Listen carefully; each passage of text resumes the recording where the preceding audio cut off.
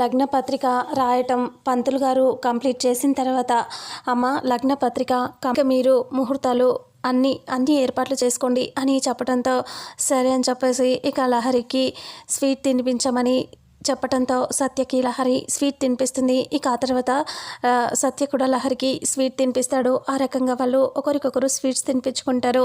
లహరి చాలా టెన్షన్ పడుతూ ఉంటుంది. ఇంట్లో వాళ్ళందరూ కూడా ఇంకా వాళ్ళు స్వీట్స్ తినిపించుకున్న తర్వాత చాలా సంతోషంగా క్లాప్స్ కొడుతూ ఉంటారు.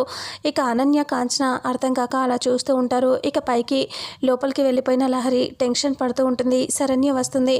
వదిన, ఆ మహేష్ గాడు బ్రతికుండటం ఏంటి వదిన, వాడు అప్పుడే చచ్చాడు కదా వదిన అంటే ఇక అప్పుడే శరణ్య ఇలా అంటుంది, వాడు బ్రతికే ఛాన్సే లేదు, వాడు ఆ రోజే చచ్చిపోయాడు, నా చేతులతో స్వయంగా నేనే పూడ్చిపెట్టాను, అలాంటి వాడు ఎలా బ్రతికొస్తాడు, వాడు అసలు బ్రతకడు అంటే మరి మహేష్ వాడు చచ్చాడు, వాడు ఫోన్ చేశాడు అని చెప్పి సత్య మాట్లాడినప్పుడు వాళ్ళ తమ్ముడి వాయిస్ ఆయన గుర్తుపట్టరా, మరీ పోలీస్ కదా అని అంటంతో ఇక అప్పుడే అది కరెక్టే, కానీ ఎలా సాధ్యం, నా చేతులతో నేను పూడ్చిపెట్టాను కదా అని శరణ్య అంటుంది. ఒక్కసారిగా లహరి గుమ్మం వైపు చూస్తే సత్య వచ్చి అక్కడ నిలబడతాడు. సత్యం చూడగానే ఒక షాక్ అవుతుంది.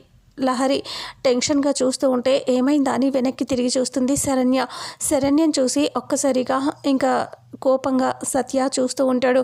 ఇక లహరి అలాగే శరణ్య ఇద్దరు సత్య గుమ్మం దగ్గర నిలబడి ఉండటం చూసి ఒక్కసారిగా వాళ్ళు షాక్ అవుతారు. ఇక సత్య నిజంగా వాళ్ళ మాటలు వింటాడా, విని ఏం చేస్తాడు, అసలు విన్నాడా వినలేదా అనేది రానున్న నెక్స్ట్ ఎపిసోడ్లో తెలుసుకుందాం.